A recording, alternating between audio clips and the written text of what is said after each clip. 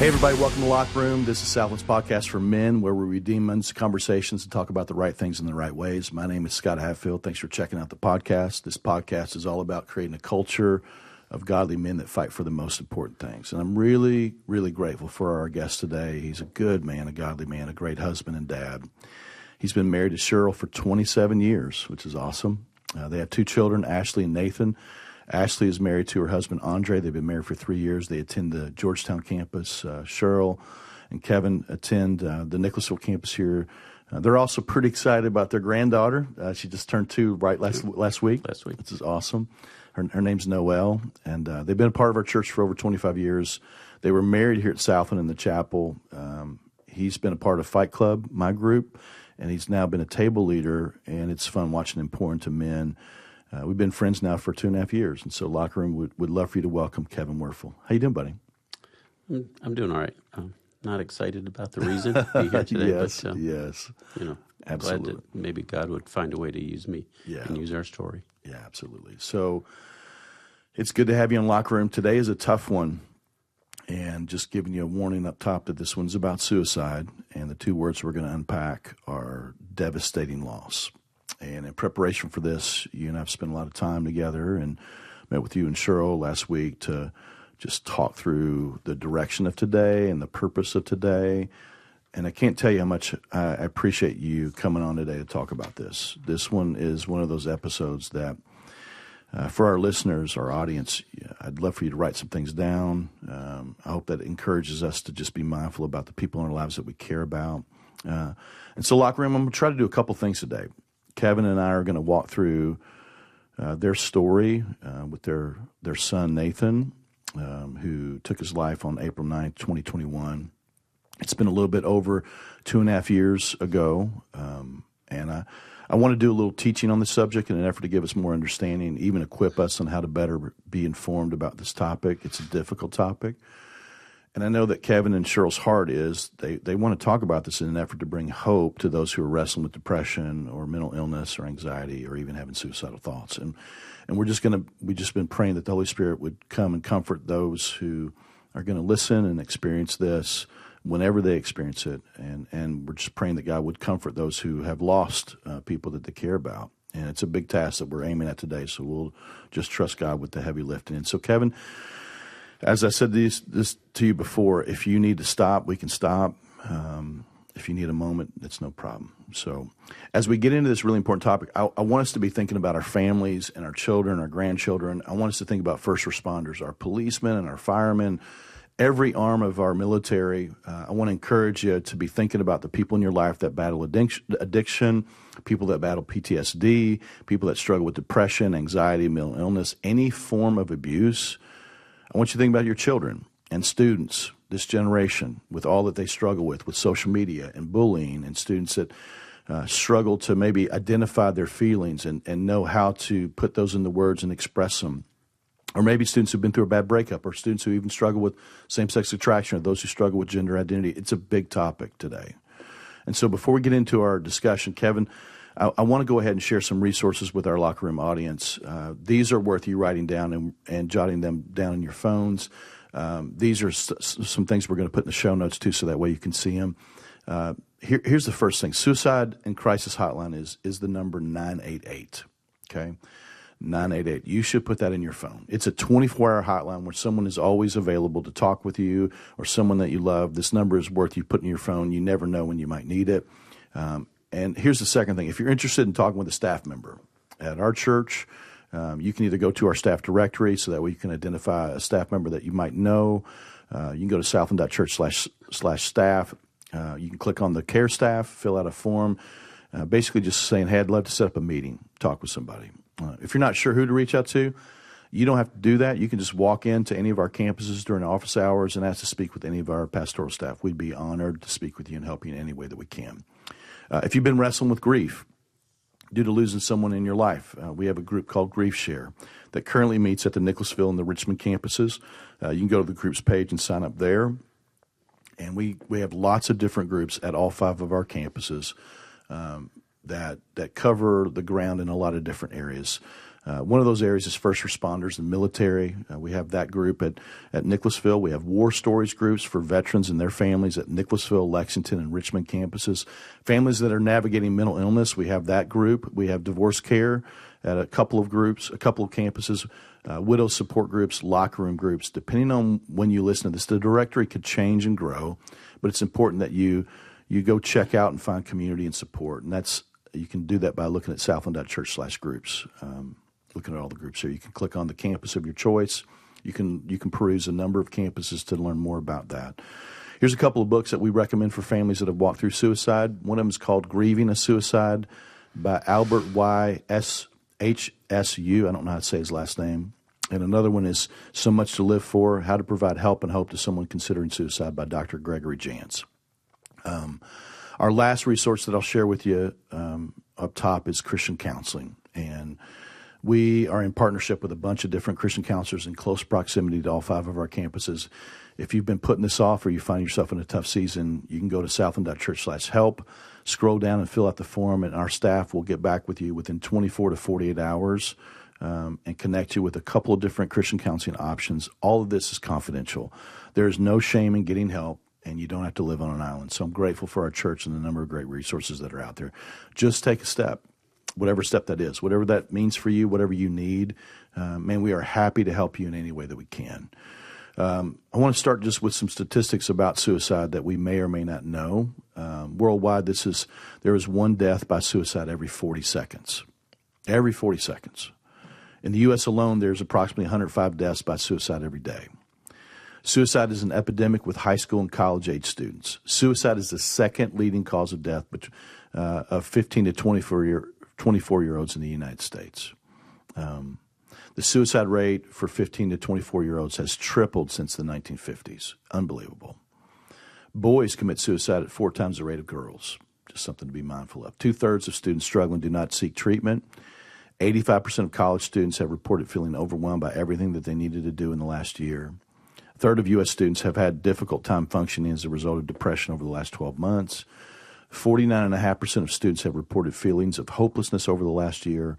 60.5% of students reported feelings of loneliness in the last year. You might be a parent of a 15 to 24-year-old. And I want to encourage you to stay aware, stay in tune with your child. The other reason is that you might not fit in this age range, but you can identify with those feelings and these painful statistics, and you understand being overwhelmed or lonely or depressed or periods of hopelessness at times in your life. The suicide rates are higher when we have experienced that in our families. Not one of us is above suicide. Not one of us is above reaching a place in our lives where we feel utterly hopeless and we don't see a way forward. So I want us to be mindful of that and aware of that as we dig into today. And parents, I know it's scary to want to talk to your child about this. I mean, sometimes I think we're fearful because if we bring it up, we might plant a seed. But I really want to encourage you to push past the awkward places, because deep down our kids, if they're struggling and we know it, they don't want to struggle. And they're maybe even unsure about how to bring this up, and they need to know that we care about them. And we don't have to have perfect answers, but we can get them to the right places and get them help. We want to move towards prevention with a lot of prayer and sensitivity. And so if you have people in your life, your kids, friends, family, man, it's just starting a conversation by saying, hey, I love you, and you've been on my heart lately, and I know you're hurting, and I can see you're struggling. Stuff that you're dealing with can cause people to want to contemplate hurting themselves or suicide. Has that ever crossed your mind? And just be willing to ask that question and reinforce that, hey, they can tell you anything, and reinforce your love for them. And if they've ever thought about this, you can then say, have you thought about how you would harm yourself? And be looking for a time and a place and even a method. Those things are important because that tells us that there's been a plan, or there's been a plan contemplated. And then just remind them, hey, I want you to know you're not alone. I love you, and you have so much support, and I want you to know how important you are to me, and I will do whatever it takes. And so we have to draw close and fight for our kids and fight for our friends and our family. We have to remind them of our love and, more importantly, God's love for them, and we just keep following up. We tell them that we'll do anything to get them the help that they need. We'll go with them to talk to somebody. We'll connect them with trusted, godly people, professional help, and we'll come up with the best plan that we can to help them in the midst of their pain. When you sense something, you got to say something. And for our military and other first responders, those men and women are in harm's way, and they've developed even just an acronym just to think about how we approach this. And it's the acronym ACE, which is Ask, Care, and Escort.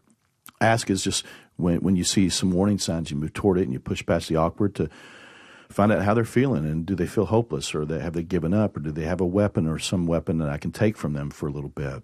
Do they have a plan to hurt themselves? Ask questions and take it seriously. And then care. Do everything you can to care for them. Express, not just with your words, but with your actions. I'm here for you. You are loved. I'm here to help you get the best help. I'll go with you. Demonstrate care. And then the last thing is to escort them, to move them to a place where they get the best help. Getting the person you love to the right place, whether that's a hospital or Charter Ridge or a Christian counselor, is super, super important. I'll say this up top. Suicide is a permanent solution to a temporary problem. Suicide is a permanent solution to a temporary problem. Suicide is a desperate attempt to escape suffering that has become unbearable. And life becomes so blinding that it's hard to see. We just lose perspective. It's incredibly important when it feels like there are not any good options forward. And it becomes painful because the pain is so unbearable. And it can result from a traumatic experience. It can result from being overwhelmed or having anxiety. It can come from some painful decisions that have brought on guilt or shame or regret that you just can't shoulder anymore. It's possible that depression or an addiction or a combination of these things have brought on feelings of hopelessness. All these things can move us to a place where you begin to believe some very significant lies. And the Bible talks about the enemy, our enemy, his name is Satan, or the devil. He hates God and he hates us. And the Bible tells us that Satan, our enemy, is the father of lies. His native tongue, his native language is lying. He loves to lie to us. And he'll lie to us about ourselves. He'll lie to us about God. He'll lie to us about our circumstances. He'll lie to us about the promises of God. He wants us to believe and embody these lies. And Jesus said this in John 10:10. He says, the thief comes only to steal, kill, and destroy. I have come that they may have life and have it to the full. And we'll talk about some of these lies, but one of the biggest lies that Satan tells us is that we have no hope. God can't help us. Things can never be different. Things will never change. And there's no other option than to take your life. And here's the reality. Most people that you've locked eyes with or someone that you care about has either contemplated, thought about it, attempted suicide, or knows someone who's taken their own life. And so this is a big topic today. God tells us in Genesis that we were created in the image of God.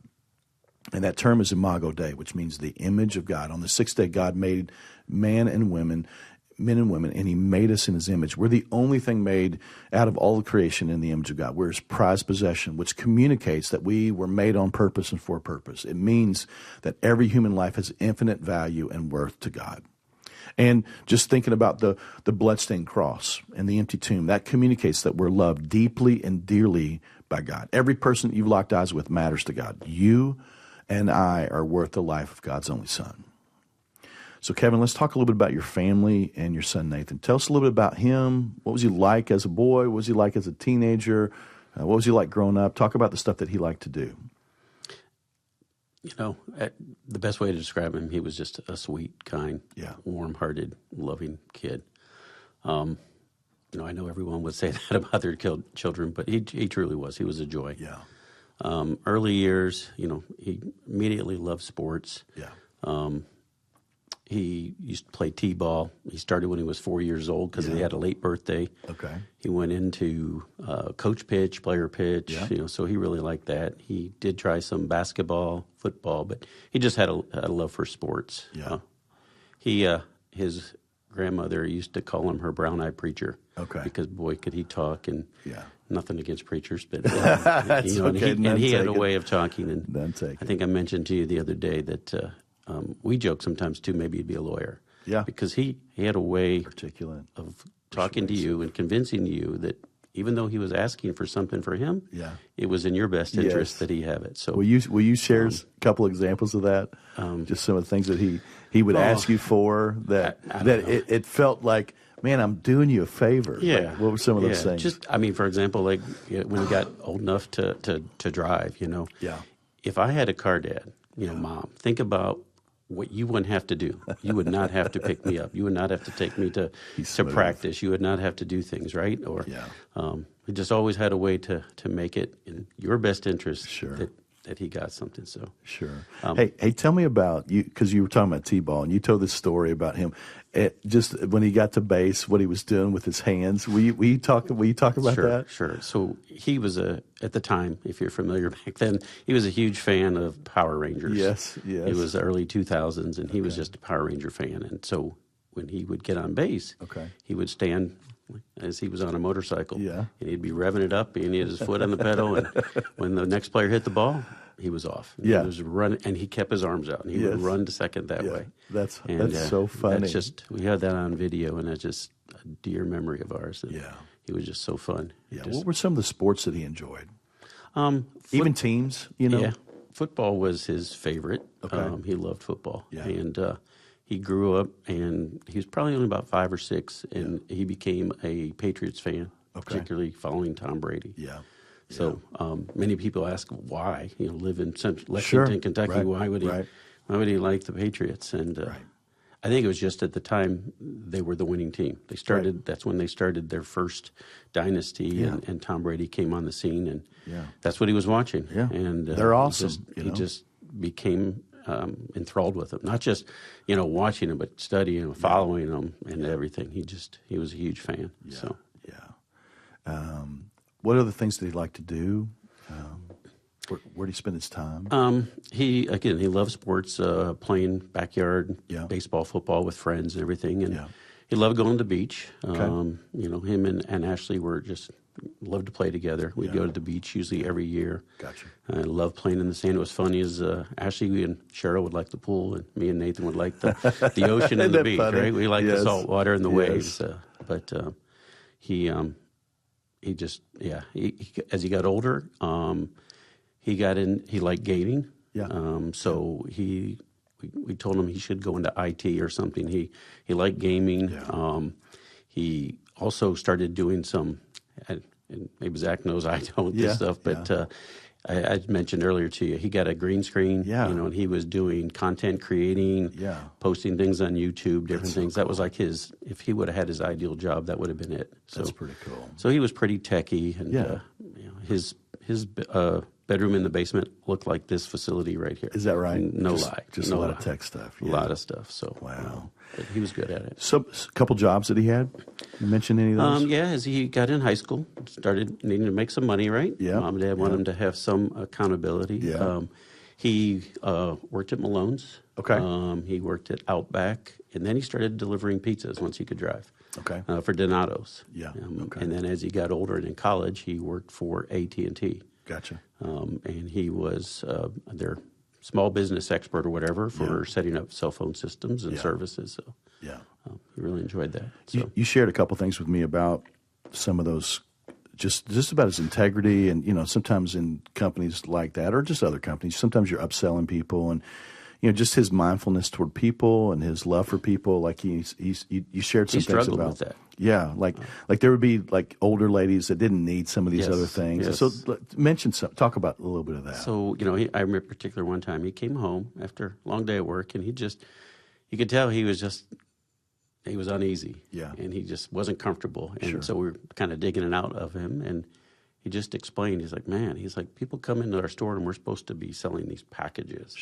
He's like, they don't need packages. They need simple services. They're on a budget. They only need what they need. And so he would do that. And he made recommendations. He tried to help people. And he got a lot of recognition, not only at work, good recognition for his service, but he had people come back. I think I mentioned the other day to you, he had gentlemen come back. They gave him basketball tickets. They brought him pizza. There's a lot of people that are just appreciative of his, as I mentioned earlier, kind and warm heart. He wanted to do what was right. You said that there were people that would just come back to the store and they only wanted to talk to him. They would ask for him. Which is just really cool, mindful of people. I love that about him. You had shared something about, you have a parent's perspective of how you see your son. But you said that not long ago you got a letter from his boss. This was actually just like 2 days after Nathan's passing. Is that right? I sent him a note and explained what happened. And he sent me back a letter. And I said I couldn't have described my son, or wanted to have described my son any better than this. If you mind, I'll read it here. Thank you for reaching out, Kevin. Words can't express how special your son was and what he meant to all of us. He was a bright light in every aspect. He was so gifted and so creative. He was empathetic and had the highest degree of integrity. He was an amazing team player who was so eager to help others. His work ethic was unmatched. He was the best team member I've ever managed and one of my favorite humans I've ever met. Wow. He was unique in all the best ways. His heart was so pure. Now, how could you describe your son any better than that? Yeah, man, that's so cool. What a gift that is from people. That it's fun. It's fun when people talk about our kids. It's not like they're calling because hey they got in trouble, but when they see something in our kids, it's just such a good thing. You guys talked about going to the beach together. You talked about Patriots games and stuff like that. What were some of your favorite memories? Of Nathan growing up and just being his dad. I will say he loved his big sis. Yeah. And, they did a lot of things together. She's 8.5 years older, so a good age in that. Yeah. They could do some different experiences together. And as they got older, she could take him places and do things. Yeah. But one of our favorite memories is they used to sing songs at Christmas. Yeah. And rocking around the Christmas tree. Yeah. And they would sing, and they got to a certain part, and Nathan would point to his sister, and she would do a solo, and it was just they were the cutest, and man, it's something we watch every year. Yeah, that's cool. As far as the Patriots, so as he got older, we started to travel and go watch them different places. That's cool. And 2007, we went to their summer camp. Yeah, watch them, and he was 10 years old, but he was ready to go. So. The first day we got there, just kind of learning the lay of the land, watching what they do. And, sure. Obviously, he wanted to get autographs. Sure. So a lot of players would stand just in a fixed position and, 100 people pile around it. Sure. Tom Brady would actually walk the perimeter of the field, bouncing like every 5 yards so that that's cool. Multiple people had access to him. You didn't have to pile. Yeah. So Nathan, this scheming guy he was, this creative guy, he looks at me and he's like, Dad, tomorrow I'm getting Tom Brady's autograph. That's okay, awesome. Let's do it. So we come back the next day, and this table is the field. Tom starts in the end zone, starts working his way down. Nathan positions himself up here about 30-yard line. Yeah, you just follow. You're just following him. I just stood behind him. He's just measuring him bounce about every 5 yards, and sure enough, 5 minutes later, Tom Brady standing across the rope from Nathan. Oh man! Unfortunately, he reached down to the left and grabbed a football card from another young kid. Yeah. But he didn't have anything to write with. So he reached down and grabbed Nathan's Sharpie, signed the kid's card, gave them both back, and then moved on. Gotcha. What disappointment. Yeah. He was like, Dad, I'm right here. Yes, and I didn't get it. We're walking off, and I don't know. I just said, but think about this. Yeah. You got a Sharpie that was used by Tom Brady. That's right. You were so close. So he had that leaned up on a little football statue in his room, and that stayed there forever. So I still think it's somewhere in one of his drawers. But that was his one memory. Cheryl would want me to mention that she just loved being his mom. Yeah. And, they had a close relationship in that, as we said earlier about Nathan had a way of you doing things that were good for you, but you were doing it for him. Sure. Cheryl's a giver. Cheryl wants to make people feel comfortable, make people feel loved. And I'll say in a nice way, Nathan took advantage of that. Yeah, sure. Sure. He could ask her, Mom, I want some pancakes. Sure. Mom, would you make this? Sure. And another little trick he would do, he'd come home from work and he'd call Cheryl and say, have you had lunch yet? And she's like, no. And he's like, well, do you want me to bring you something home? Knowing that by me bringing you home, you'd buy me lunch. Yeah, that's right. And of course, she'd say, sure. Of course. But so he took advantage of her, but she loved it because she just loved being his mom. Yeah, so, there's no doubt. I mean, she's an unbelievable wife and mom, and meeting her and getting this. She's so thoughtful. I mean, she's thoughtful toward me. I mean, there's just been so many times where she's asking about my kids or how we're doing or how my wife's feeling or whatever. I mean, she's been so thoughtful. But, that's cool. Any other memories? Oh, loads of them. But just his joy, his happiness. Yeah. Just playing. He never was bored as a young kid. He just always liked to play, do things. And growing up, Yeah, nothing right now specifically comes to mind. I'm sorry. That's all right. But oh, good. So as he grew up, there were some signs and some struggles along the way, and the biggest root of what we'll talk about today is depression, anxiety, mental illness. This was kind of the root area. What did you notice about some of that along the way? When did that come up? How old was he? What did you notice? I would say probably late middle school ages, and then early into high school. Gotcha. Maybe when he started getting into his teens. Yeah. Just, I don't know, a sense of not being able to do things what he thought was the right way, or failing, or coming up short, and just, I don't know, you could just sense that he was anxious a lot, maybe not being able to get schoolwork done, or, he was small.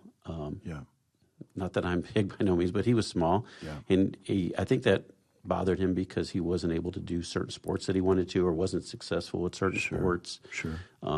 He had some run-ins with name calling, being bullied, maybe because of his size, and I think it just started to wear on him, and his he didn't remain positive. It really became negative, and anxiety and depression. So as he got older, we did think maybe there was also some signs of bipolar. There was mood swings. Gotcha.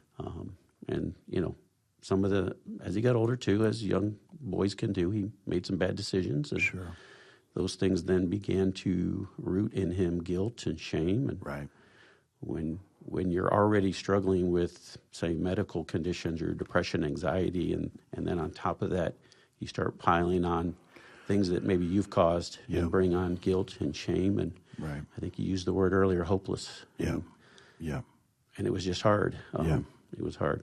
Yeah, you mentioned that he really struggled with insecurity. You said that he was smaller than most kids his age. He started school. He was younger in his class, and so there just were always times where even just kids being mean or bullying. And it's one of those things where kids are kids, and it's hard. And every kid really battles insecurity. Every one of us, and even adults. I mean, there are just times where we don't like the person in the mirror. We don't feel like we measure up, or we feel less than. He had some friendships, and a lot of those were good, and some of those were not always good. You talked about comparison. Some of it, there were times where, like even just the disappointment of not being able to play football because he was smaller, that was really, really hard for him. But when he's younger, like sometimes he's like there were kids that were driving basically almost a year before he was able to drive. And so it just always felt like he was comparing where he was to where the people in his life were, just because of age and stage of life, right? I mean, there's some of those things. It got more prevalent as he got into, I think, college. Yeah. Due to some of his decisions and things. Right. He struggled his first year in school. Yeah. So basically almost started to become about a year behind. Yeah. And he switched schools, switched majors. Well, I didn't quite switch majors, but switched schools. And as he got behind there, again, it was just one more thing. Now his friends are moving on. Yeah. Some of them were more successful. They're ahead of him. He always felt behind. As he got closer to coming upon graduation, some of his friends had already graduated, were already working. And this is the comparison, not only with his friends, but with the world. Yeah. I think, he saw what the world measured success by. Sure. And even though he was only, in his early 20s, he was thinking that I should be at that level. And why is my life not as good as it could be or should be? And it just got worse and worse. Yeah. And then, more things would spiral out of control, and just another brick on his back. Yeah. And it just became a very heavy burden. It's amazing the pressure that our kids are going through. I mean, it's like these seniors that graduate. Where are you going? What's your major going to be? It's like, I just turned 18. I don't even know. Yeah. I don't know, and it feels so much, there's so much pressure. And even, comparison, I've heard that said comparison's the thief of joy. And sometimes when I'm looking at what I have versus what you have, there's always someone who has more. And because of that, you can always feel like, that you're not where you should be. And on top of all that stuff, with some bad decisions. And and feeling like he's further and further behind because of his grades or switching schools or whatever. You talked about this. He was really good at hiding it. Yeah. I mean, he was smooth. He's smooth. He's articulate. And one of the biggest areas of frustration for you all at times is that you didn't know, right? No. He would hide his feelings a lot. Yeah. Even I think Cheryl mentioned to you the other day, just even one time where she saw him sitting, kind of crying, and you could tell he was upset. Yeah. But he would never divulge maybe the cause of that being upset. Yeah. He would simply usually turn and say, "Mom, it's okay. It's all right. Don't worry about me. I'll be fine. Right. You need to be concerned about yourself or Dad." Or he just never opened up, and his final answer was, "It's all going to be okay. Yeah. It's going to be okay." We really, as men, I talk about this in Fight Club all the time. We have to figure out how to connect the dots between how we're feeling and what's going on in the world, and it's okay to share those things. And we grow up, sometimes we think that whether it's toxic masculinity, where you just gotta project an image of, and it really hurts us because it's not true about us, and it's okay for us to not be okay, and it's okay for us to let us know that we're not, others to know that we're not okay. That's super important. I know that the other day when talking to Cheryl, she talked about phones and social media. I mean, I've got two younger ones that I'm trying to figure out when are we going to give them a phone, and it just keeps feeling like we're pushing it out further and further. But just the amount of, with social media and everybody posting their best life or their Instagram version of whatever that is, and the many, many pictures that they're taking in the filtered version. We just don't project reality, and what happens is we forget that, and then we look at our lives and we go, man, my life's not like that. My life's not awesome like theirs, And so, anything else about just some of those struggles? Just you think that's about? what he measured himself against, Yeah. right? Him and I talked a lot about that. What you think is the popular view isn't the right view, and what you see, he wanted to have instant success, instant gratification. Yeah, it just takes time. And I remember one time he would compare himself to me and Cheryl, where we are in our lives, and it's like, Nathan, we're in our late 50s. We've worked to be where we are, and this is not something that happened to us when we were 22, and he really struggled with how people measured success today, and why it wasn't instant gratification. We as parents, our kids see us a certain way, and they see probably mostly the best version of us because we've had time and experience and wisdom, and we've learned from stuff, and so like there are times where I'm looking at my kids and they don't feel confident, and they see me as confident. I'm like, hey, I've not always been this confident. And I've let fear bully me, or I've let these things get in the way of my life. And so for us to be vulnerable and transparent with them at times is really, really helpful, because they just assume, or when people get married, like they try to get everything that they have in their parents' house. It's like, hey, that all took time to get there, and I think we just forget. We have to have it now, and when we don't, it's overwhelming. Nathan, as he grew up, the depression became more and more apparent when he was 18, and that's hard because he's an adult, and he moves out. He's not always home. The older they get, the more that they're away from us, and then again, you talked about the battles with guilt and shame. You talked about him getting in trouble a couple times. He wrecked his car a couple times. He always felt like he was letting people down. And even you said to me the other day, it's like, I think in some ways he thought he was letting us down, even though you were just trying to go, hey, it's okay. These are experiences that you walk through, and give yourself some grace. We're here for you, that type of thing. But his own insecurity in comparison with others, not knowing what he wanted to do in life, all of this stuff just grew.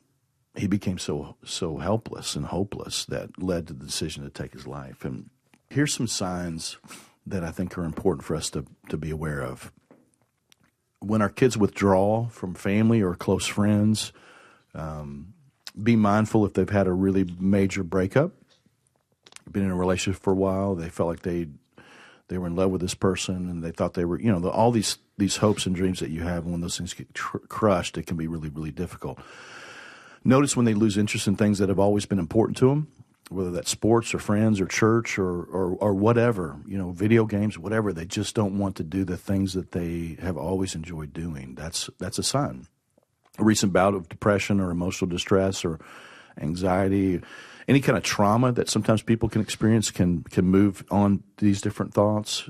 If you notice out of character behavior, places where they violate their own values, changes in sleep, in eating habits, they become more impulsive, or there's acts of violence or rage. They can't manage their emotions. Maybe their friends group changes, and all of a sudden things have shifted quite a bit, and all these people that were close to them, a support system in their life they moved away from them. They've given away prized possessions, things that have been important to them. Could be excessive use of drugs and alcohol can always bring on some of these thoughts and feelings. Feelings of guilt, shame, and anger are big. Radical swings in mood or behavior are critical. Sometimes there are kids that cut themselves. It's not just girls, it's boys as well. And so just being mindful of that. There are a lot of signs that, and a lot of these signs can even seem like normal teenage life or even just what people go through. But we got to stay connected and stay in tune and be aware of our kids and our needs and their needs. And our culture hasn't made it easy on our kids either. Social media, just the projection of false lives and the comparison stuff. Social media has made suicide much more commonplace for people.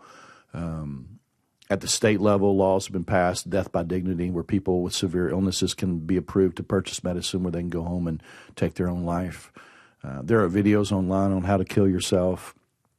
Kids who grow up in fatherless homes that experience dysfunction, the pressure of social media and bullying, extreme pressures in life, and trying to figure out your life, struggle to have real friendships, the challenge to process emotions and pain, along with impulsivity of decision-making, a lack of perspective at times, and even just having firearms and drugs at your access. Those things, you got to be careful. You got to lock those things up and be mindful of them. There are schools that I've just in studying this, that there's students in these schools that have made suicide pacts, that they're made decisions to take their life throughout the school year. Lots of things for us as parents to consider. And again, we know this. It's not just students. And so you guys tried a number of things to help Nathan through some of his struggles and challenges. Can you talk about some of those things that you guys would do for him or put him around people? What were some of those things? Sure. We tried some of the most obvious ones immediately. He'd come up to the church, had him talk to people at the church, pastors here. Yeah. We did get him counseling. Yeah. You mentioned earlier about when he turned 18. That was a difficult thing because he would agree to get counseling, but he had the choice not to stay in counseling, or not, or they couldn't share it with you. No. So, we continued to encourage going to church. When he was going to UK, we would drive down, meet him on Sunday mornings, go over to Richmond Road. Yeah. To the Lexington campus. Yeah. We medical care. They couldn't share anything with me, but I would reach out to his personal physician when he was getting a physical, or he would go in when he was sick. Yeah. I'd drop her a little line. Could you check this? Could you talk to him about this? Yeah. Yeah. We even, this was something that he brought on, but I think he was struggling with his environment. Sometimes the wrong environment, the wrong people you're around. Yeah. So he actually discussed with us moving down. Our daughter Ashley lived in Florida for 7 years. And he asked to maybe move down and live with her. Yeah. And she was in agreement and thought that'd be good. So he went down there for 6 months. And she was single at the time, right? She was single at the time. And she was involved with the church down there. Yeah. And he just, I think, new environment, being around my big sister, changing, and maybe that would help. And so we tried all those things. There were improvements. Yeah. There were setbacks. But we always wish we could have done more. Sure. But we tried to help him with whatever we could. Yeah. Lots of conversations, hard conversations at times, medication, whatever that is to help him. Obviously just you never stop praying for your kids, You mentioned about hard conversations and times. I couldn't count the number of times we sat in his room and talked. And, the one of the comebacks would be, Dad, you grew up at a different age. Yeah. You don't know what it's like today, or that doesn't apply today, or that doesn't happen anymore. And I'm like, well, there are some things that are core rooted, right, wrong, good or bad, good or evil, that never change. But no doubt. We talked about just the enemy and how he's a liar. Can you, if you said, hey, here's a couple of lies that you think that Nathan just bought into, what were some of the lies you think he believed? That everyone else has a better life than you. Yeah. You know? That I mentioned this phrase before, that the popular way is the right way. Again, he used that a lot. And that, Dad, look, it's legal. Everyone's, look at what everyone's doing. Look what everyone's watching, saying, living. Right. That meant it was okay, or it was right. Right. That God wasn't talking to him. He had numerous occasions of, praying, talking to God. Lay down at night, just try to have that discussion. And he'd mentioned a couple of times he didn't know if God was hearing him, because he never, in his mind, never thought he heard anything back. Sure. And so, and the last one would be that he wasn't redeemable. Yeah. Actually, he mentioned that directly to his sister the week before he passed. Lie. That he just thought that with everything that he'd done, that he'd been through, all the problems that he'd caused, and he felt that he'd hurt his mother and I so much that he just wasn't redeemable, which is not true. Is a lie. But that was probably the big lie at the end. Yeah. Yeah. So he took his life on April 9th, 2021, and can you think back just to the week of, or even a couple weeks before that, just some of the discussions or conversations that you had, things that were going on, things like that? Yeah. That was a tough week, because it was really up and down. Yeah. The weekend before was Easter. Yeah. And we had gone to, that Saturday, my sister's in Indianapolis, and just had a family with my parents and everybody, just had a family kind of celebration on Saturday. Yeah. And it was a really nice day. Yeah. Got to see his one set of grandparents and or cousins and aunts and uncles, and I don't know, it was just a really nice day. We really had a fun day there. Came back on Sunday, went to church, asked him to go with us. He didn't want to go, didn't feel like going. Yeah. Early in the week, had a rough spell. Yeah. He was not feeling good, not doing well. We could tell that. Yeah. Didn't want to talk about it. Yeah. Then in the middle of the week, he came to the house, and we actually had, I think it was Wednesday morning, we had a very special moment together. We all just we had some heart-to-heart talks, and we just all hugged, and we prayed. Yeah. And at the time, I thought it was just wonderful, because we just all hugged, and he just told us that, Mom and Dad, I love you. Yeah. I love you no matter what. No, I love you. Yeah. Thinking at the time he was telling us he loved us, but looking back, I believe it's probably one of the ways he was telling us, I love you, but I'm going to be leaving you. Yeah, goodbye. Yeah. So we thought that was a great day on Wednesday. And then Thursday, another setback. He was having a rough time. I would say maybe it was Wednesday night. He called me at 2:30 in the morning. Okay. And he was struggling. Yeah. And he proposed that, hey, Mom and Dad, would you want to help me maybe move to a new location, start over, go to a new city? Sure. And you could tell he was struggling that night.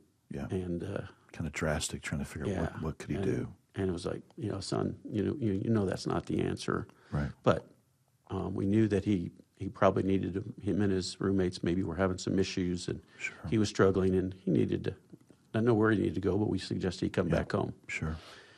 And just come back home. Yeah. You have about a semester or two left of school. You'll finish your degree. Yeah. And let's get things back on the right track, and we'll regroup. Right.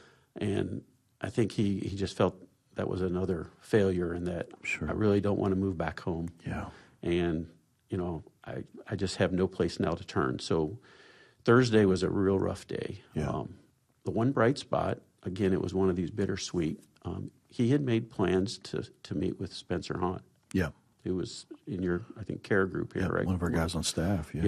Yeah. He wanted to meet and talk with Spencer about his problems and maybe change his life and get him back on the right track. Yeah. And we thought that was all a positive sign. And so he met with Spencer Thursday afternoon. Yeah. And just came up to church. Yeah. no, actually, Spencer came to the house. Came to the house. Cheryl and I left him alone. Yeah. And I think Spencer brought him some Starbucks, and they sat and had coffee and talked, and which I thought was a very good sign. Yeah.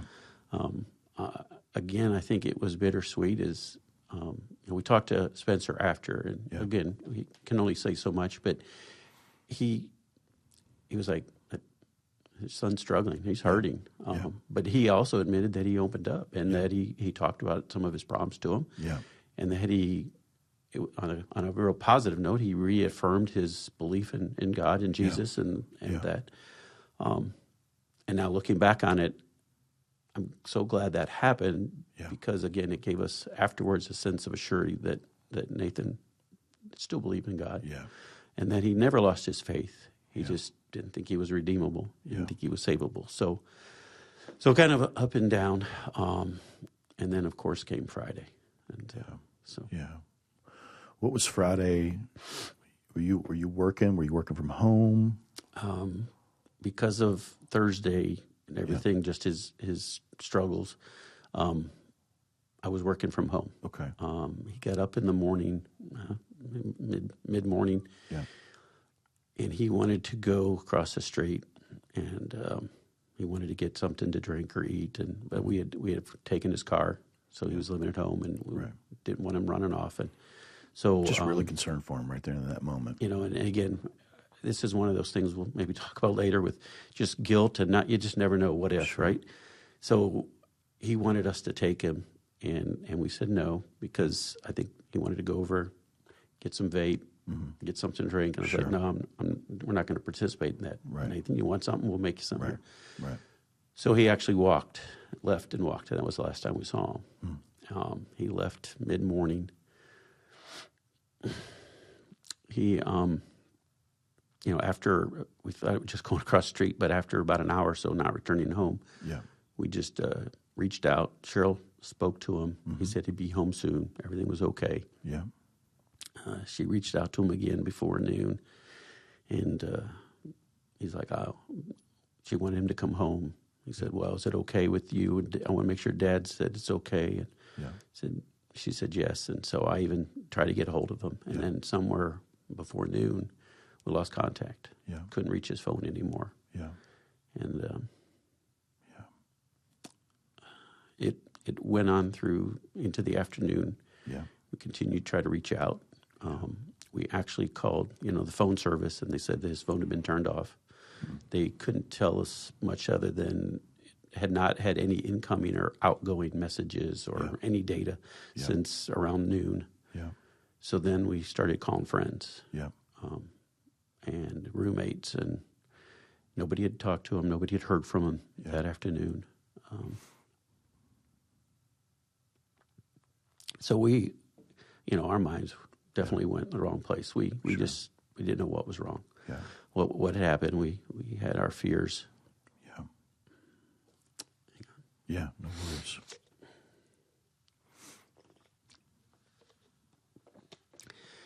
I think it was shortly after 4. We were sitting in the back porch. Just she had her phone, I had my phone. We just kept calling, reaching out to people. Sure.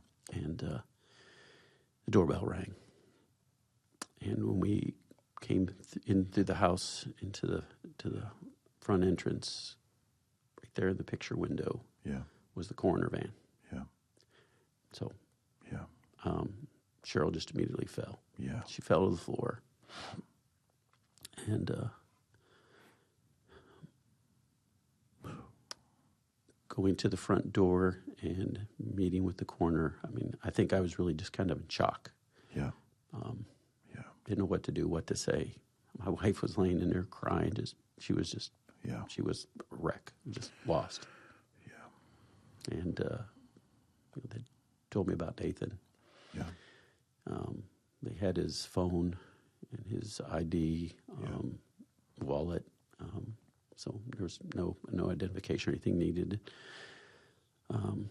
They did say that based on the position of his body, that they believe he was on his knees. For whatever comfort that might bring. Sure. But and it was, it was just the worst day of our lives. Yeah. It's a parent's biggest nightmare. My vantage point, and we didn't know each other until that day. Right. You know, it was that Friday. It was April 9th, and I was at home. We had some family from out of town. They live in Owensboro. I'm sorry, they live in Bowling Green, and we were just getting ready to eat a meal, and then I got a call from Rebecca, and I picked up the phone, and she said, "Hey, there's a family that just found out their son committed suicide," and she said, I need your help. She said, "Can you meet me?" I said, "Yeah." So I just jumped in my truck, started praying for you all, and we got to the house a few minutes later, and I'll never forget that day.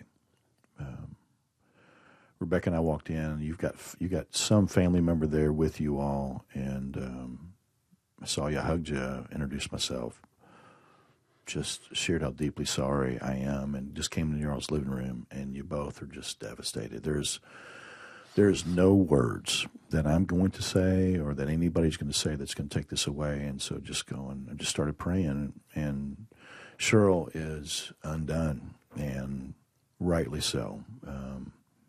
We were there at your house for about 3 hours, and Cheryl wasn't crying, she wasn't weeping, she was wailing, and the pain out of her was just so visceral, and she did that for a couple hours. I watched you hold her. I watched Rebecca slide over. She's sitting right on the floor, right next to the couch, and she just sat beside her and held her as you held her too. And heartbreaking. I mean, it's a parent. It's the worst nightmare.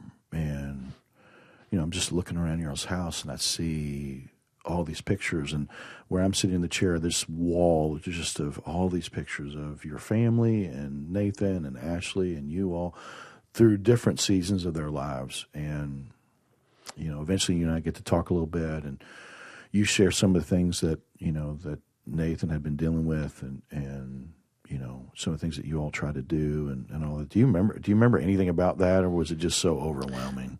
Yeah, not much. Like you said, I remember Cheryl's brother and his wife immediately came over. Yeah.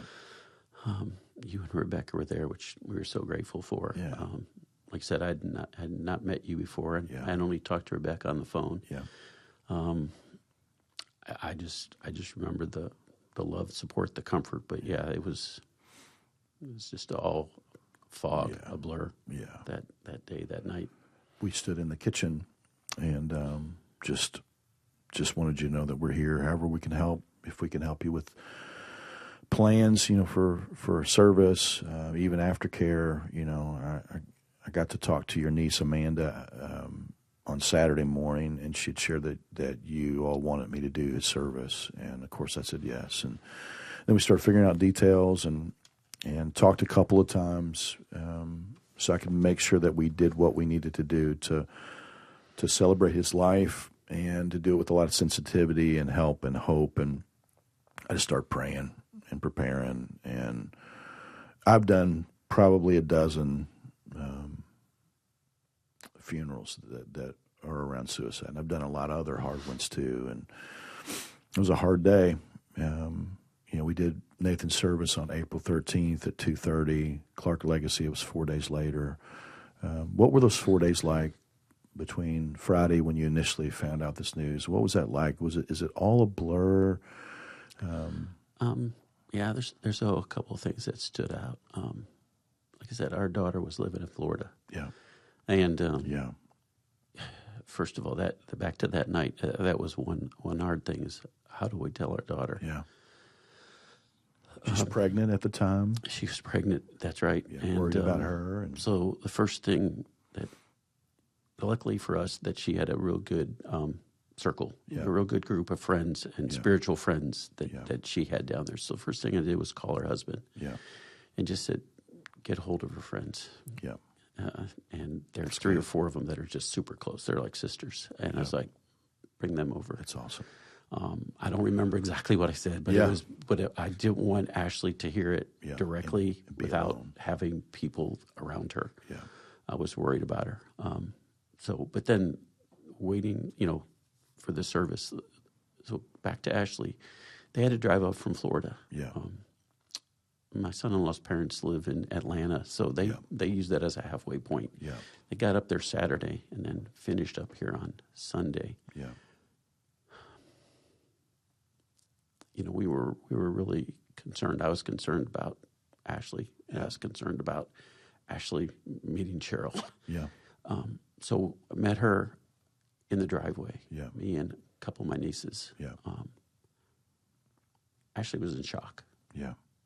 And I'll never, ever forget the first thing she said to us. Mm. I reached in the car. She's crying. She's just stiff. She's like, I hope I will be enough for you too. Mm. Her first thought was, you've lost a son.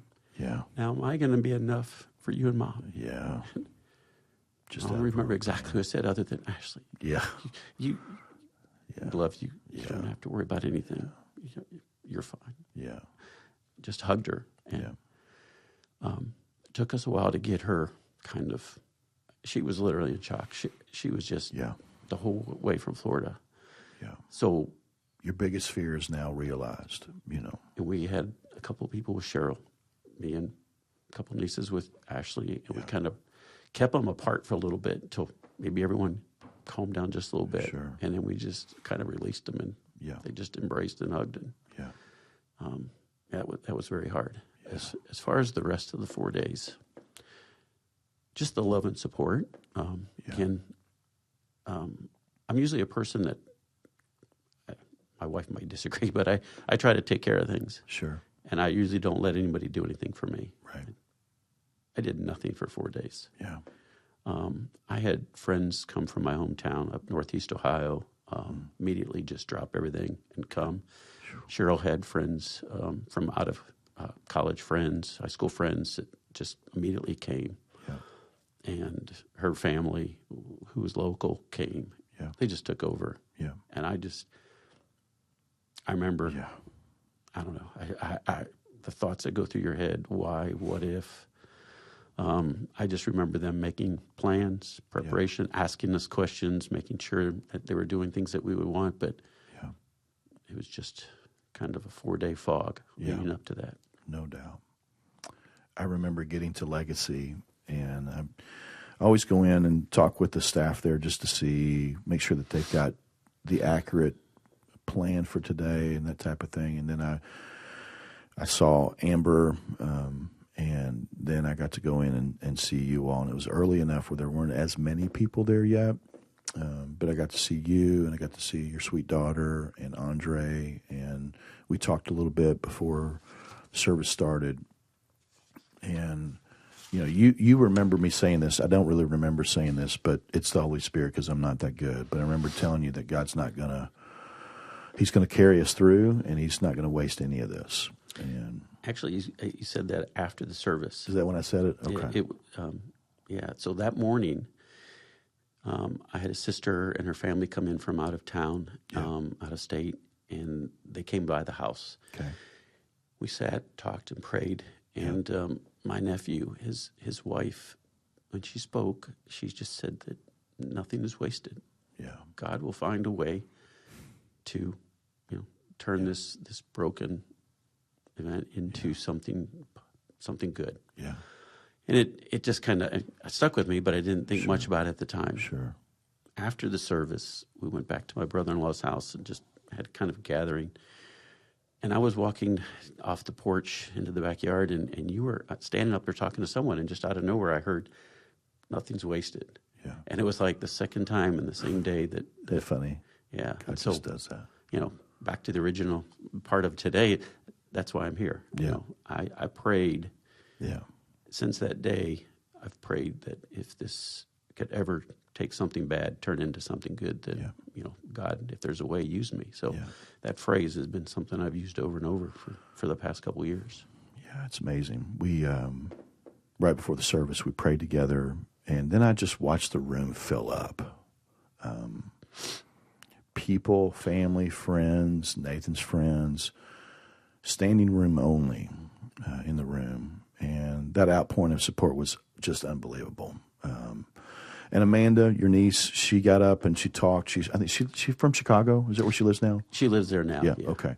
She did an incredible job of just from the family, being able to communicate from the family's perspective, and her love for Nathan and her love for the family. She talked about mental health. She was courageous, and like it was just interesting. It's just like she just opened the door for me to kind of walk through it, and I'll share a little bit of the service, some of the things that I shared that day, because I think it's important for our locker room audience and anyone who might get this podcast, if someone shares it with you. But you just jump in and comment anytime you want to. Okay. But we talked about how Satan's a liar, and I hope people are hearing the theme of this today. There's a lot of repetition. We talked honestly about the lies that the enemy wants to push our way when we're struggling and depressed and even suicidal. And the big lies that no one really cares. No one really cares about you. No one really cares about me. And Nathan was so loved by so many people, friends and family. We talked about how much God loves us and how much God loves Nathan. God loves you, for those of you who are listening on the podcast today. And I love what Psalm 34:17-18 says. The Lord hears his people when they call out to him for help. He rescues them from all their troubles. The Lord is close to the brokenhearted. He rescues those whose spirits are crushed. And throughout the scriptures, God just promises that he's there, he's with us, he's for us, he's going before us, he will never turn his back, he'll never forsake us, he sees us, he loves us, and nothing's too big for him. And we also talked about this very important question that a lot of people wrestle with, and it's just rooted in bad theology, but basically if you commit suicide, does it automatically mean that you're going to go to hell? And I just talked about that in the service. I said, the answer to that question is unequivocally no. Suicide's not the unforgivable sin. It's not. Is it a sin? Yes. Is it the unforgivable sin? No. And I wanted that to be so clear on that day. Suicide's murder, and it's a sin that takes away our hope in this life, but does it take away our hope for eternity? No way. It's not God's plan for us. Suicide's not. It's a sin. But to put it in a category of an unforgivable sin contradicts scriptures. It just does. And I'm certainly not advocating suicide. It's not a pass or a green light for anyone to just take this horrific option. I believe it's the biggest lie that Satan can tell us. And I know that Nathan was so impacted by so much that was compounding interest in his life, that I believe the pain of this world and the continuous attacks from the enemy led Nathan to believe that he had no other option. And let me be clear, our standing with God doesn't depend on our last action or our last decision that we make. It doesn't. It doesn't. That doesn't line up with the heart of God, the heart of the Father, the character of God, the totality of Scripture. It just doesn't. The Bible declares that we are justified by Christ, means we've been declared not guilty because of our sin. The Bible says that we've been forgiven. I love what 2 Corinthians 5:21 says. It says, God made him who had no sin to be sin for us, so that in him we might become the righteousness of God. He trades all of our stuff, and we get all of his stuff. We give him all of our sin, not just up until that point, but every sin. And he trades us his righteousness. It's called positional righteousness. We are secure in him. Redemption. And when Jesus was on the cross, right before he breathed out his last, Jesus said in John 19:30, he says, "It is finished." And it's the word tetelestai, which means paid in full. The debt has been taken care of. It means that the work is done. Jesus has completed his mission, and that communicates a rescue story, our rescue story. And it means that God's grace is enough. It means that salvation means that we've been forgiven of all of our sins, past, present, and future. And at that moment, the moment of salvation, our sins have been forgiven, all of them, not just the sins up until that point, all of them, including the sin of suicide, which means it doesn't depend on the last thing or the worst thing that we've done. And thank God. Can you imagine how paranoid we'd all be if we just believed that it depended on which sin, which category of sin, or the last thing that we've done? We just would be paranoid. Never stop whispering, God, please forgive me of anything that I've done, anything that I don't remember, moment by moment, just always asking for forgiveness, worried about whether we're safe in his love. It doesn't line up with the nature of God. It doesn't line up with what sound doctrine says about God. And I've often used this as an example. If I was driving down Harrisburg Road and it's 55 in a lot of places, and I was driving 56, or I was driving 85, or I was driving 130. Theoretically, I'm sinning because I'm breaking the laws of the land, and I had a crash, I rolled my truck, and I died. You may think that wasn't very smart to drive that recklessly and put myself in harm's way, or others. Correct. Was it a sin? Yes. Do you need to worry about whether or not I'm going to heaven? No. Why? Because my salvation is not dependent upon the last thing or the worst thing that I've done. My salvation is dependent on what I did with Jesus. And the cool thing about Nathan is that, and the most important thing about Nathan is that he knew the Lord. And he'd given his life to Jesus when he was 9. He went public with his faith in baptism. Did he struggle? Yes. Do we struggle? Yes. Did he sin and battle addiction at times? Sure. Did he take his own life, and did that grieve God and all who knew him? Of course it did. But Nathan's struggles and our struggles don't change God's heart toward us and his promise to give us the assurance of salvation. I mean, locker room, just look up Romans chapter 8, verses 31 through 39, and just see how good God is and how much he loves us, and that nothing can separate us from the love of God. And then there's a passage, 2 Timothy 2:13, that says, if we are faithless, he remains faithful, for he cannot disown himself. It's just who he is. On our best days, on our worst days, when we're on the mountain and when we're in the valley, when we're walking closely with him, or we feel like we're a million miles away, God is not far. He's close, and his promise of salvation secures our salvation. The empty cross, or the empty tomb and the bloodstained cross is enough for us, and he remains faithful. And listen, again, don't hear me say to anyone, I'm giving you a green light to take your own life. There's nothing more selfish and more painful or more devastating that you could do to hurt those around you. But our salvation is not dependent on the last thing or the worst thing that we do. The only unforgivable sin is to reject what God did for us on the cross. It's not suicide.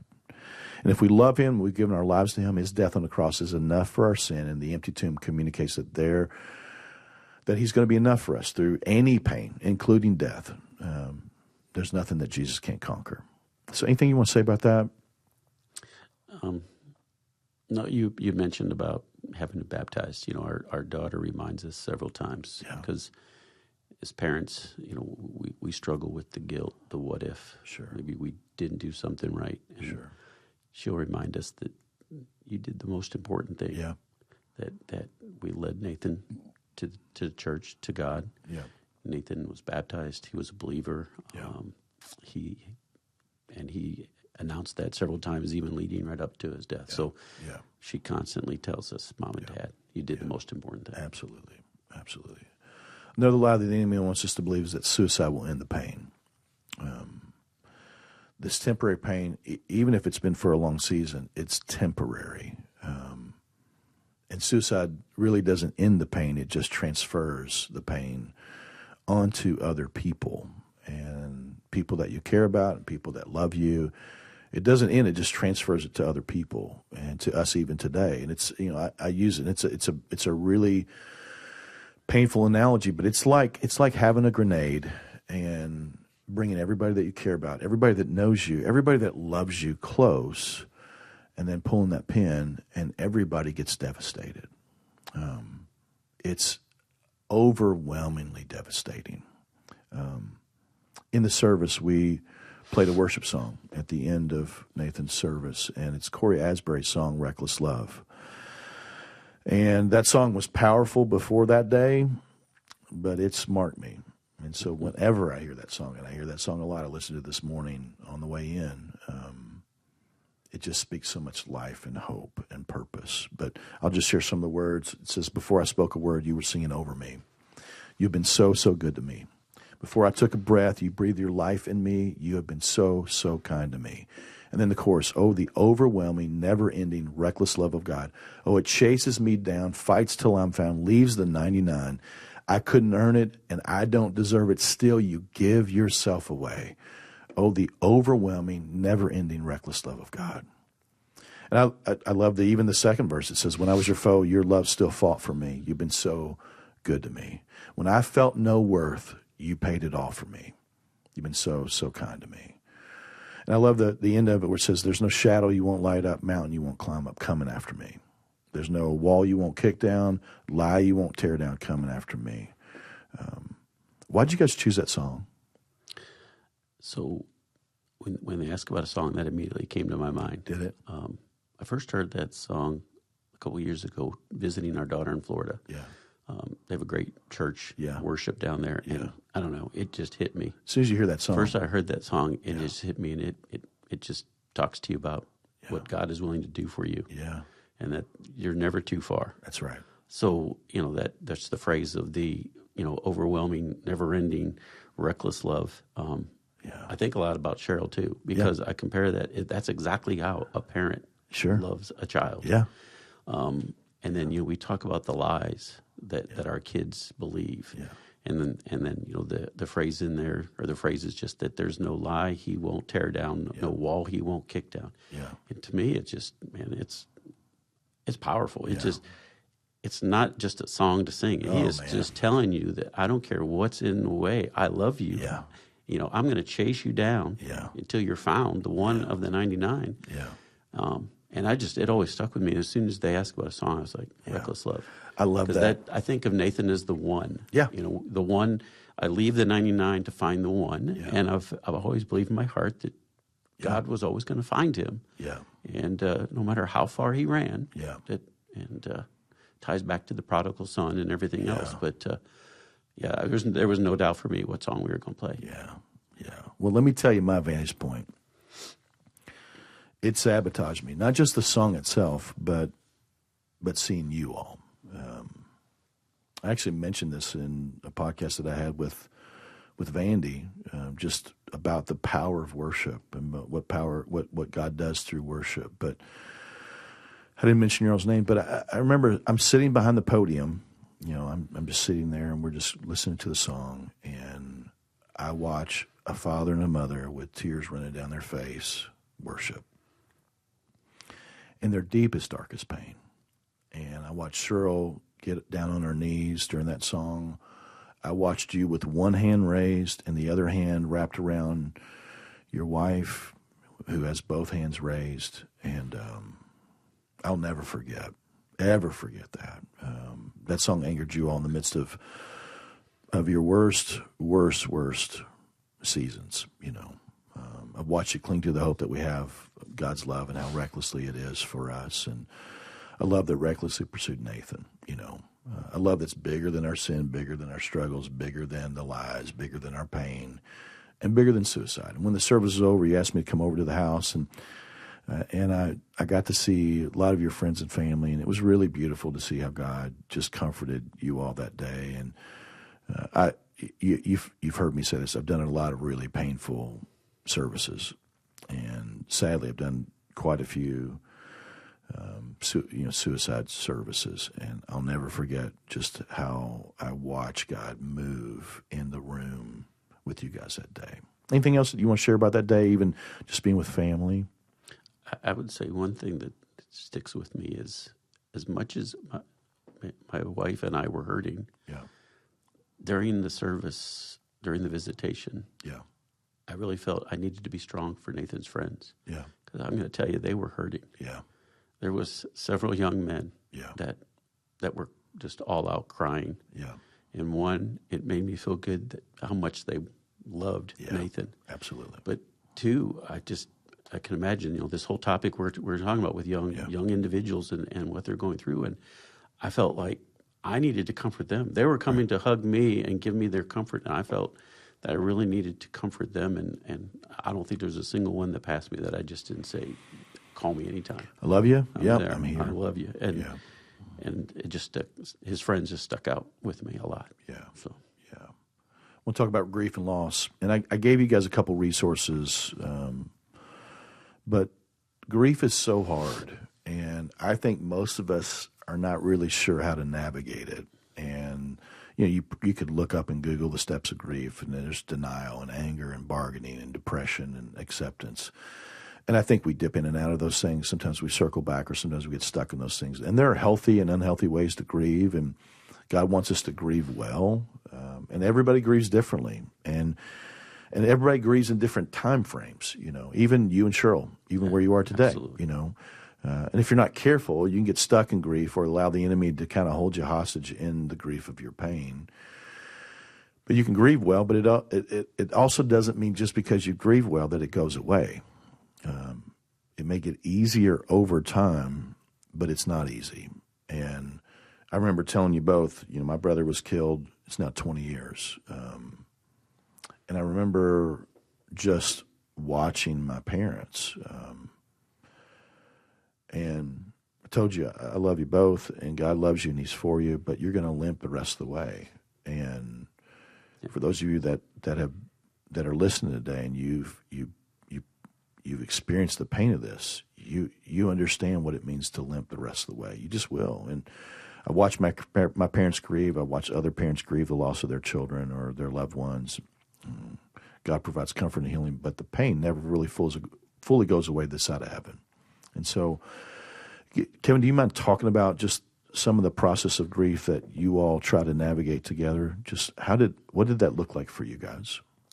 I think the first thing was just the traumatic nature of the loss. Yeah. So, and I don't even know, someone suggested this, might have been Rebecca or you or anyone, but we went and saw a traumatic grief counselor. Yeah. That was the first thing we did. I had never been counseling before in my life. Yeah. I was always skeptical, Sure. but it was a big help. Yeah. It was very, very tough. Yeah. And Cheryl still sees the counselor. Yeah. But we did that together for about 6 months. Yeah. And that was one of the biggest things. One of the toughest things we ever did was, I don't know, maybe the third week or so, ask us to write a letter to Nathan. Yeah. Put us back and write a letter. Yeah. We were in tears. Yeah. It was the hardest letter I've ever written. Yeah. And crying, asked us to read it, couldn't read it. Yeah. And so we went home, and he said, read it again. Maybe you want to make changes, come back. Yeah. Anyway, long story short there, the process of coming back and doing this is eventually we were able to read that letter to Nathan without breaking down. And it was kind of just symbolism for just you got to lean into it. You got to go through it. Yeah. Those letters then we have put in a small container with some of his ashes, and we've buried it. We've got a garden in the backyard, Nathan's garden. Yeah. And so those letters are kept. We, once we got through, I guess, some of the shock, the shock and all of everything, friends, family, they were continually strong support. Just people going out of their way to make sure they were there to comfort us, do things for us, to help us. And then we were just coming out of the COVID season. And I think the grief counseling at Southland was still online, so to speak. Yeah. But that fall, the fall of 21, it was going to be back in person. Yeah. Grief share. Grief share, yes. And so Cheryl and I definitely decided to go. That was a big help. Yeah.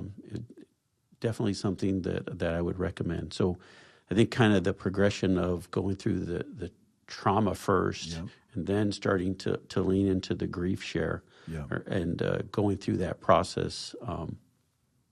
But you're right. There's no magical formula. There's no. People say there's phases and there's steps, but they're all mixed up. They come in different orders, different times. You can have all of them in the same day. Yeah. You can have all those feelings in the same day. The best thing about what you guys did was you jumped on it. Yeah, I would caution though, because maybe we'll talk later a little bit about the grief share, but I don't know if you want to jump into that right away. Sure, you need a little bit of time. You need a little bit of time. I don't know what that right time is. But the steps going toward the traumatic grief counselor and then that was immediate. This, that was immediate. I mean, what do you do? How do you get in the next day? You just because all you would want to do is just do nothing. Absolutely. Just get in, ball up in the corner. That's right. And sleep. Absolutely. Hardest parts to process as a couple for you as you think about your wife. What's been the hardest parts for you? Because I've watched you grieve, but I also know that there's a picture-in-picture thing that's happening. You're trying to help Cheryl grieve, and there's certain things that you can do There's only certain things. There's only certain things we can do as husbands. Some of it is we just have to continue to point them back toward the Father and what He wants to do in their lives. But what's been some of the harder parts for you all over these last couple of years? Dealing with guilt, dealing with the what if. Yeah. I don't think we'll ever let go of ideas of what could we have done differently. Right. Did we help cause this? Did we do something wrong? Sure. I remember, I think it was that year or maybe the next, we met with you one time for lunch. Yeah. And I keep reminding myself and Cheryl, you used kind of a phrase of that's just the devil coming back. Yeah. He's don't wanting you to let that go, and you need to shut that door and put it behind you. But as you said, it will be changed for the rest of our lives. And I don't know if we'll ever get through that, but just trying to process that, trying to process the struggle of, the grief share phrase is, the theme is mourning to joy. How do you let yourself ever have joy again? Yeah. I know it's a kind of you're walking a thin line because we never ever want to forget our son. Yeah. We never ever. You can't get over that loss. Right. But there has to be some point in your life that you do have to be able to allow yourself to have joy again. Yeah. And I think, I don't want to speak for my wife, but it's a struggle because there are times when I find myself happy again. Yeah. And then I'll ask, should I be this happy? Sure. With the loss of Nathan, do I deserve to be this happy? Right. But you got to find that there is. I mean, that's what the Lord wants for you. That's what Nathan wants for us. Yeah. So just finding that, how to maneuver and navigate through that, and the constant battle with putting guilt behind us, laying it at the cross. Yeah. And it's not for us to carry. It's not our battle. Yeah. It doesn't mean we don't think about it, but yeah. I wish I had this quote memorized. C.S. Lewis, he talks about eternity. He says, all that has wounded us so deeply will be swept away, and then new life begins. And you think about just whatever pain that we've been through, whatever pain you're walking through. It's amazing that one day when we get to heaven, He's glorified, and we get new bodies, and as Revelation talks about, it's a place where there's no more tears or crying or death, none of that. And we're now in a place where we're supposed to be for all eternity, which every day is better than the next, and so it's such a cool thing. I want to say this out loud so that our audience can hear it. You all almost immediately jumped into all those things. I mean, again, it's hard to kind of know when to. It's hard to know how long to wait. You just don't want to sit too long in a spot because the enemy just wants to keep you there. The enemy will start working in your mind. Big time. He's blaming you. It's your fault. I mean, on and on and on. You mentioned grief share a little bit. What was that like for you? And I'm probably jumping around a little bit, but what was that experience like for you and Cheryl? Just to walk into that, there's, it's something we do at church. What was that like? It's on a certain night of the week, and basically it's helping people grieve and allow God to meet us in the middle of our grief while connecting people together to share their stories. And it could be the loss of a spouse or loss of a child or loss of a parent. Loss of a friend, could be cancer-related or suicide or a loss of any kind, whether it's a miscarriage, all types of loss. What was that like for you and Cheryl, when you walked through that, when you walked in, and what was that season like as you went through those 13 weeks? A little scary at first. One, what you're dealing with personally, and then two, you don't know what to expect. Yeah. Okay, we're going to meet with a bunch of other people who have loss. Yeah. What is that going to be like? Yeah. But I think the way it's handled in the church here and with Grief Share, at the end it was a very positive aspect for us. So it gives the people a safe place. Yeah. There's a workbook that you can kind of read through and answer some questions. There's a workbook. You go through a series, 13 weeks of film each week, Yeah. and it just goes through different scenarios of dealing with grief, what you could expect in managing grief, things to look for, how to cope, where to turn, and it's just kind of an instructional guide. So powerful to even understand grief and how to navigate it. It is, but it definitely is positive. I mentioned about a safe place.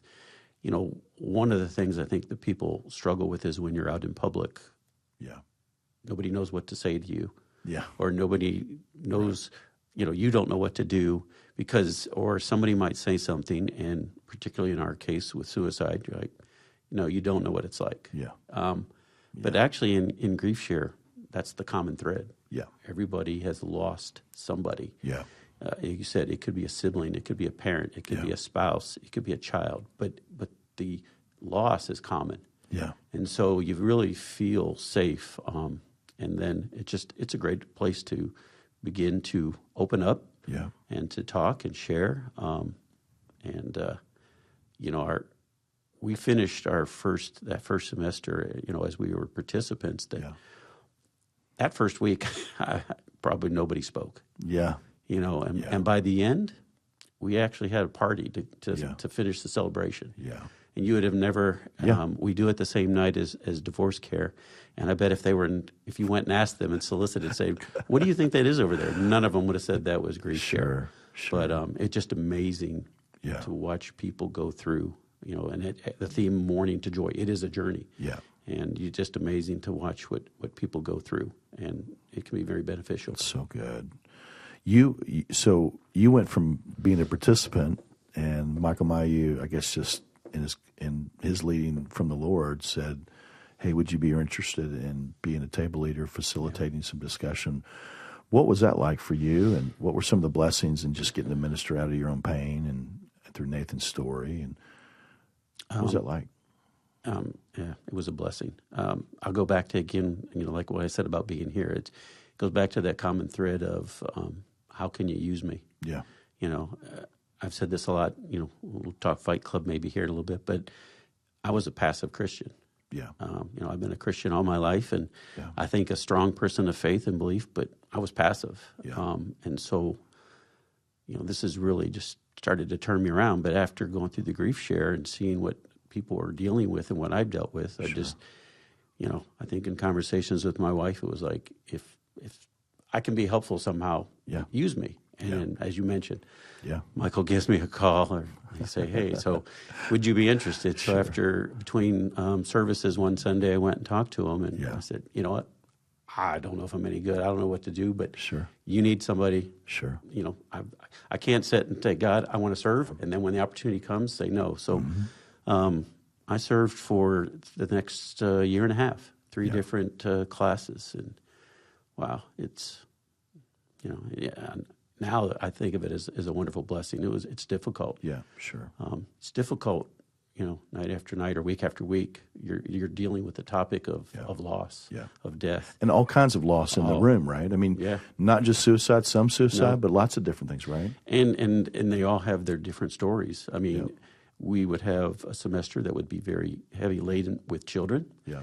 Then we had one that was more of spouses losing, their wife or husband. Yeah. We had siblings, and so everything is just a different dynamic. Yeah. Our last one was primarily widows and widowers, and I listened to their stories. Yeah. And I thought mine was the worst story, losing a child. Sure. Because losing a child just is terrible. Yeah. But I listened to them lose their spouse, and they lost in a different way, because that was a giver in their 50-50. Yeah. Their livelihood and their life was depending on. Right. I love Nathan. Yeah. But to be honest, my life didn't depend on Nathan. Right. It didn't affect my job, right. what I do, where I live, anything like that. Sure. So it was like, neither was better or worse. It's just a totally different dynamic. Yeah. And it's just Absolutely. amazing to see what people go through. But that last semester, I'll tell you a real positive story. So we had about a dozen or so people in there, and just watching them begin to open up week after week after week.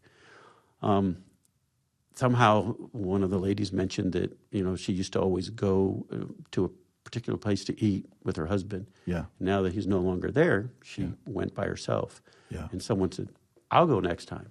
Yeah. And then I'll go. And I still think to this day, which is now almost over 6 months ago, they meet every Tuesday at a different place.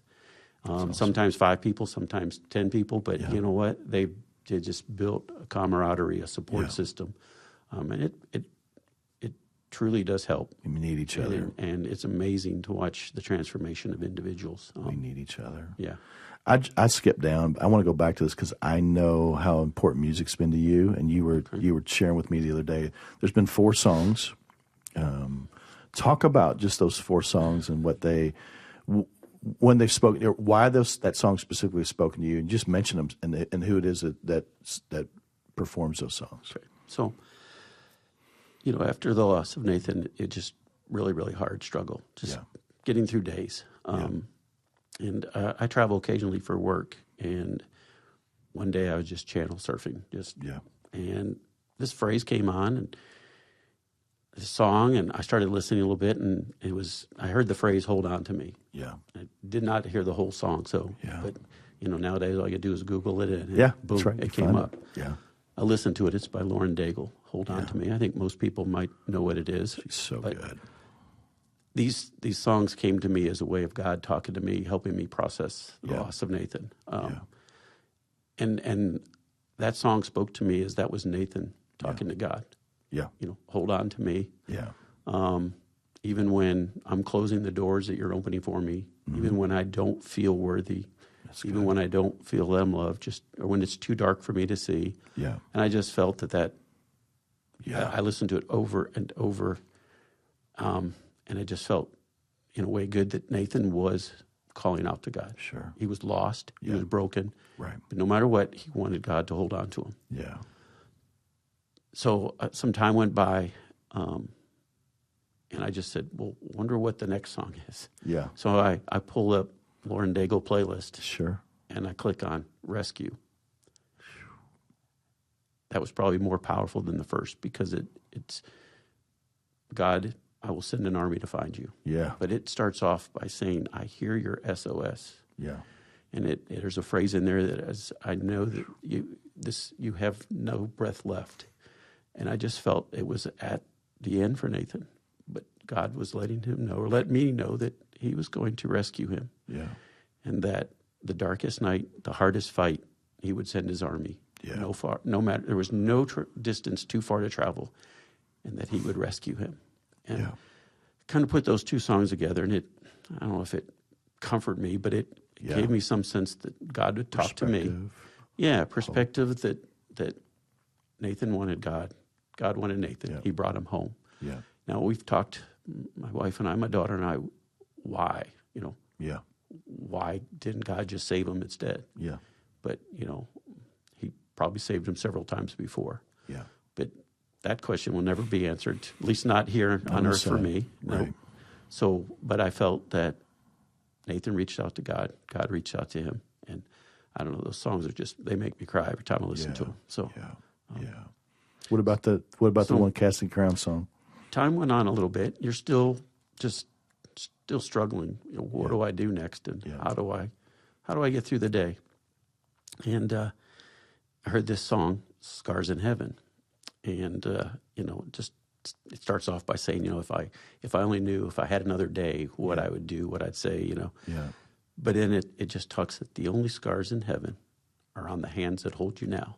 Yeah. And then it actually came in this progression. So, first Nathan cries out to God. Sure. God saves Nathan. And I'm still struggling with not having him in my life. Yeah.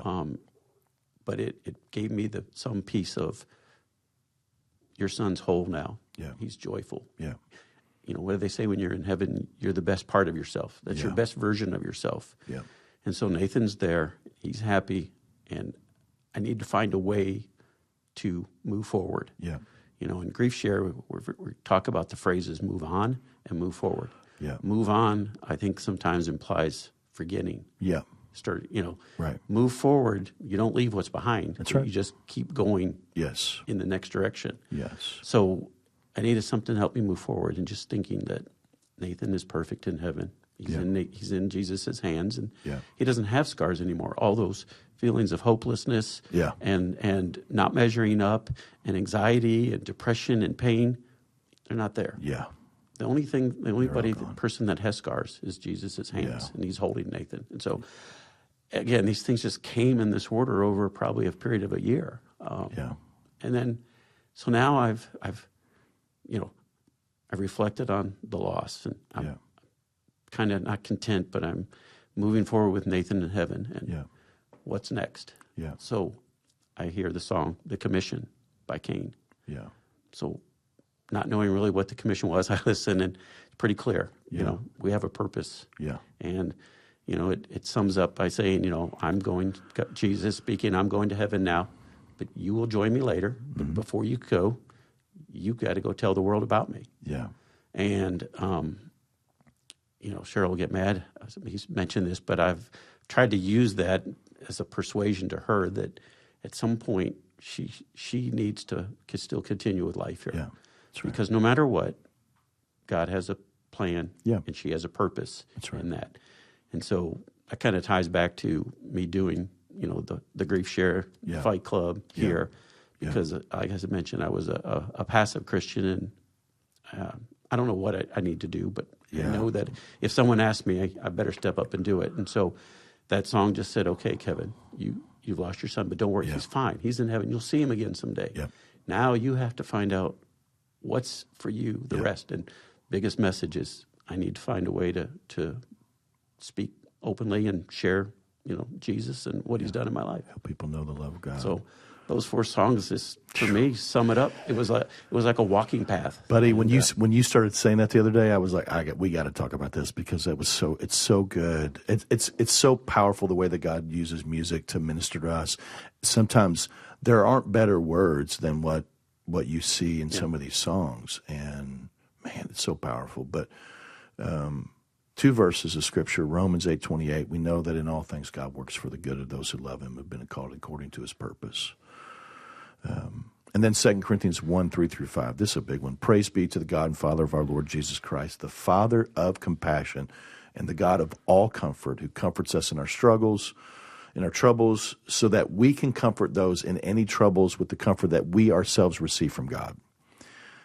For just as we share abundantly in the sufferings of Christ, we also share in our comfort abounds through Christ. And some of the ways that God works good out of it is by using us and using our stories and using our pain. I mean, He just doesn't waste a thing. And to share what God's done and how He's comforted, how He's provided. And again, it doesn't mean that everything's perfect. It doesn't mean that none of us have arrived. We will not arrive until we get to heaven and we see Jesus face to face. But it's also about knowing this God who's a Father who is filled with compassion. He's close to the brokenhearted, and He's the God of all comfort. And when He comforts us, He also wants us to then turn around and look around at those around us and comfort them by the way that we've been comforted. He won't waste anything that we've been through. And so just a couple of other things about, just as we're going to wrap up here, but talk about some of the ways that God's used you all in places to comfort others or to have conversations or to point people toward the hope that you have. Before I do, I want to back up. I brought something with me I was going to share, and actually it's funny is you used the same scripture. So during this really only 3 or 4 months, and it ties into God using people. Yeah. So 3 or 4 months after the loss of Nathan, I think for the first time, Cheryl and I went out, left the house, and we found a restaurant we could sit outside away from people. Yeah. And it was rough. Yeah. And she was upset, and out of nowhere, a young lady, mother, I think she had 2 small children with her. Yeah. She comes over and she just says, I don't know why, but God's asked me to give this to you. And she had written down scripture, and actually you referenced it was Psalm 34:18. You had 17 and 18 there. Yeah. And she handed us, and I've got a copy of this because I gave the original away to someone in Grief Share. Sure. But she handed us this, Psalm 34:18. The Lord is close to the brokenhearted and saves those who are crushed in spirit. I love how God works. And I would say, if you're not a believer, how could you not be at that point? Yeah, God just going, hey, I see you today. Yes. And I want you to know, Yes. and you know, and she came back. She went to her car. She came back and said, I just feel also I wanted to ask, do you have a church? Do you have friends? Do you have a support group? If not, can I pray? And we're like, sure, but yes, we do. Yeah, we do have a, sure. but I'm like, this was, yeah. How would anyone know? And it was just so timely boldness. and so helpful. But I just wanted to mention that was, I use that story a lot, that's God working in people, and that's what he did to help us. So it was unbelievable. Yeah. So I know that Cheryl had a woman down the street. yeah. So this might have been a year or so after Nathan. We walk a lot in our neighborhood, and you get to know people. And a lady stopped Cheryl. I wasn't with her at the time, and just said, "You're Cheryl Wirfel, right?" I said, "She's like, yes." And she said, "You lost your son." My best friend lives down the road from you. She said she lost her son. I believe the same circumstances. Yeah. And she's like, I've not been able to talk to her or whatever yet, but would you mind? Or I don't know exactly what, but she just wanted Cheryl to reach out. And as Cheryl was, she was so strong that day because she just walked down there and knocked on the door. And as soon as the door opened, the woman knew who she was. Yeah. And so they just hugged. Yeah. I don't even know if they spoke, but it was just, and I give Cheryl so much. I told her, because she is so broken, and for you to have the strength, even though you're broken, to go do that. Yeah. I said I was in awe. I couldn't believe she did that. But It's impressive. I mean, I know that you guys have been a part of like suicide awareness and suicide walks and things like that too. You know that you've got a good friend that you've invited with you to Fight Club. He's at your table, and he lost a kiddo as well, and all of that. We're just talking about 2.5 years, Kevin. I mean, this is not like 10 years ago, 20 years ago. This is really, everything is so right here, right now. It's just been that way. It's been cool to talk to you guys about just all of this and Ural's efforts. There is no perfect parent, and none of us do anything perfectly. And there are always places where we go, I wish I would have done this, or I wish I would have said this, or whatever. But the reality is with you all, just as I've learned more and more about your story, and I'm not saying this to make you feel good, I'm just saying it's because it's true. You did everything you could, and you left everything out on the field, and you did everything that you could for him. Just the help, professional help, and counseling, and key Christian people in his life, and you got in front of doctors and try to do everything that you could for him. You all encouraged him. You loved him. You had hard conversations with him. Tough love is still, and sometimes it's the most important part of love. You affirmed him. You all went out and got him at times. You brought him home. You took things away from him. You offered lots of different solutions. Plenty of times where you pissed him off. He got mad at you, and that's just part of it. But Nathan knew the Lord, and he knew that you loved him, and you all did everything in your power. And again, the reality is, this is what's hard about this, is no matter what you do, I've been doing this long enough that if you just are refusing to get the help that you need and having all the resources around you, people can believe a lie and they can make a really bad decision. And that's what happened on that day. As we wrap up, I was thinking about two audiences. Okay, the first audience is those that are listening that battle depression or anxiety, or maybe have even contemplated, thought about this. Because the reality is, it's really most people that have at one point in their life been in a really hard place. And I don't know if I want to live. I don't know if I can move on.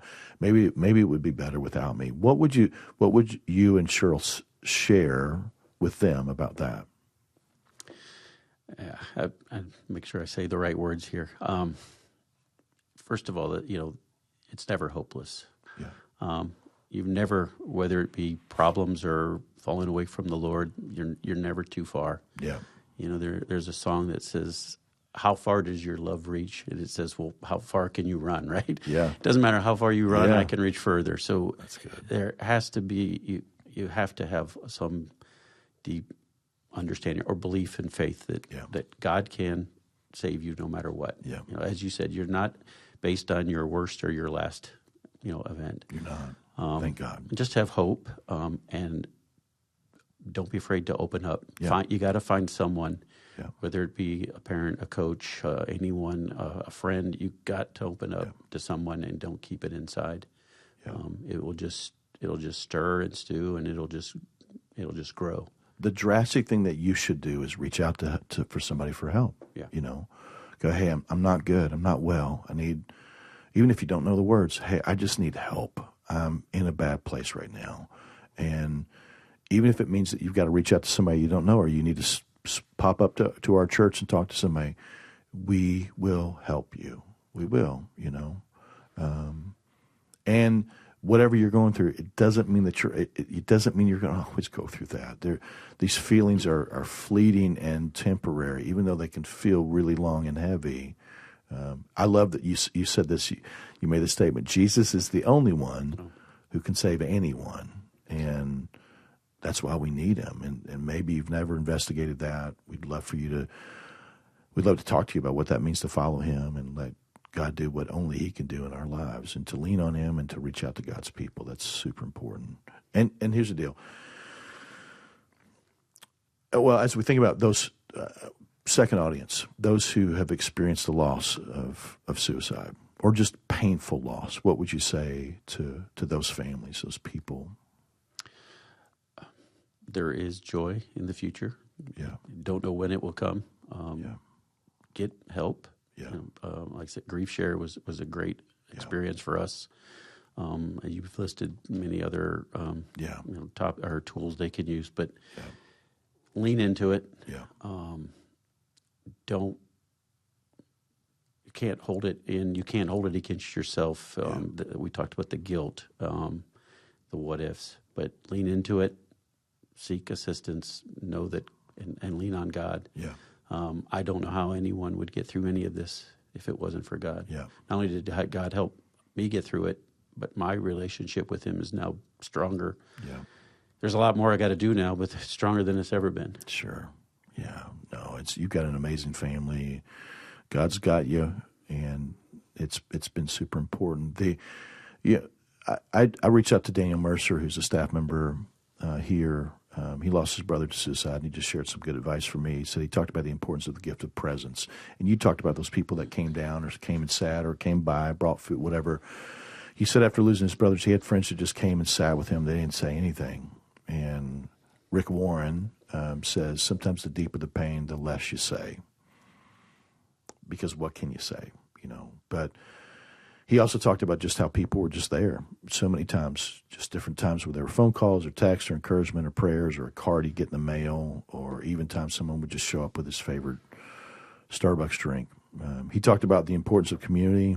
Daniel was like, hey, if you're struggling, get into a group, any kind of group. Just having other Christ followers around is so critical to your life. The support is incredible. And if you know someone's struggling, man, just invite them to be in your life or to be a part of your group. That can make a huge, huge difference. I referenced Rick Warren, and if you don't know who Rick Warren is, he was a pastor at Saddleback Community Church in California. He has the best-selling Christian book of all time outside the Bible called Purpose-Driven Life.